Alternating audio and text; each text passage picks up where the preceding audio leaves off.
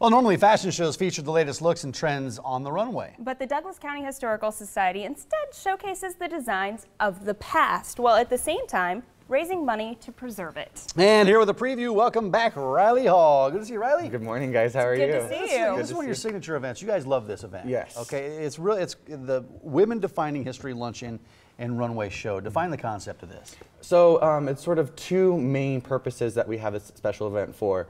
One, to honor a woman in our community for some sort of philanthropic work or service that she's given over her history, and also to showcase and engage our audience with vintage fashion. Engage with history. That's our job, to preserve and enliven history. And I love it because you think of a fashion show as being, oh, it's the new hot trends for this season, but it's so interesting and so unique to get to see these looks of the past and to see these clothes actually worn. Yep. That's one of the things. To see them like pressed in a case or something or on a mannequin, it's not the same. But let's talk about the honoree this year. Let's go back there before we skip ahead to the Who fashion. are you honoring this year? So our honoree this year is Diane Moore Warren. She's being honored for just a lifelong sort of resume of philanthropic work and service throughout town. She's worked with arts and culture organizations, humanities, human services, and sort of lent her services and her time and her talents and her treasures to various organizations. So we're sort of honoring her body of work this year. Sure. Well, congratulations to her. And also at the show, there's vintage jewelry that you're going to have. And some of it's available for purchase, too. Correct. We do have a vintage jewelry sale. And the cool thing is that's a variety of affordable price points. You can say anywhere from $5 to maybe $30. We got a couple pieces here right now that we're showcasing. The ones that you see here and on Kayla are items from the decade, the 1950s. A lot of them share the sort of concept that they're rhinestone. So this one is an iridescent rhinestone bracelet. And we'll work our way up to the one that you can see on my wrist as well. And I think that's one of the neat things because it's the opportunity to go to the luncheon and kind of connect with the past in that way. But you know what, Riley, it's nice to have a souvenir too. Yes, it is. It's great to take something home with you too. Especially when it supports a great cause. So take a look. This is new jewelry with the vintage design, correct? Or no, this is actual vintage jewelry. Well, this one looks brand new. No, and like the colors, I don't know if the camera is picking it up, but you can see just the rainbow of colors in every single one of those stones. An aurora borealis effect, they call it. Yeah, exactly. So it's really neat. What's the theme this year? So the theme for this year's runway show is grit and glamour, fashions of the 1940s. I love the 40s fashions. Yeah, it's kind of we have been labeling as a bit of a divided decade. So at the beginning you have the war years, so very militaristic looks. Think shoulder pads and all that good stuff, and then we get into the new look of the late 1940s, so redefining the silhouette. Take a look, shall we? Yes. Natalie is here with us today, and I know Natalie well because both of us have modeled in this event in the past, and I look forward to seeing her a little bit later this month. What's she wearing? She is wearing a late 40s look, so we compare this to a Hollywood-inspired elegant. And the thing that's important about this dress is that we look at the fabric. It's sort of that nice, luxurious velvet. It's velvet. So we're getting away from the fabric rationings of the war. We're getting back to this sort of glamorous look. We've got a deep V in the back. We've got some extra fabric with our sleeves there that are draping.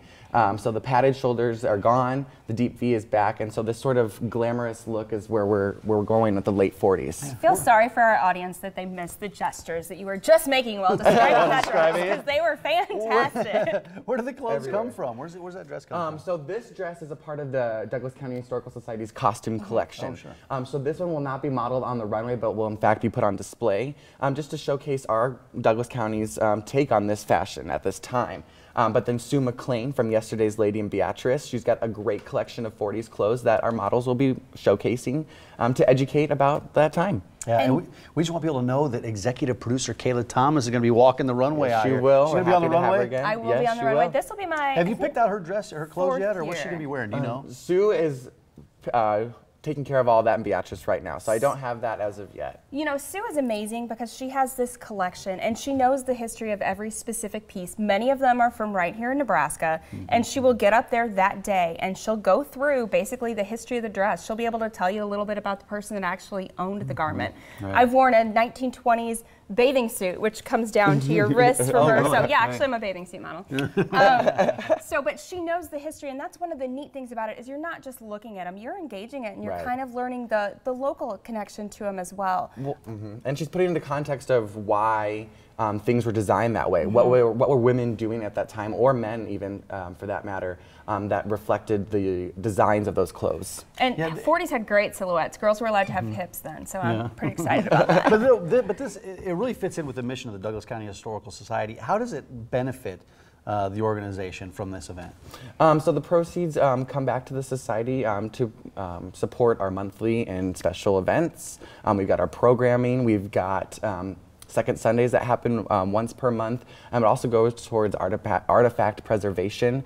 So at the Library Archive Center that we have, I think that's a critical, those documents. Critical component of what you guys do. The archives you hold from Douglas County is just incredible. It goes way back to how far does it go back? Do you know? Oh, I mean, early 1800s. Oh yeah, we've got all different time periods. So back to the Omaha's founded 1854. Yeah. So we've got documents from just about every time period. Important to know when the event is coming up. It is Saturday, April 29th, already on my calendar from noon to 3. Come check it out. Have a fantastic lunch. They do a great job there at the Swanson Conference Center with the culinary students. Tickets are $60. You can call the number on your screen or go to the website to get tickets. We'll also link you back from our website, OmahaMorningBlend.com. Yes, I'll see you in a couple weeks. I'll see you in a couple weeks. We'll see you guys later. Thank you guys very much. Thank you so much. Yeah, good luck with the event. All right.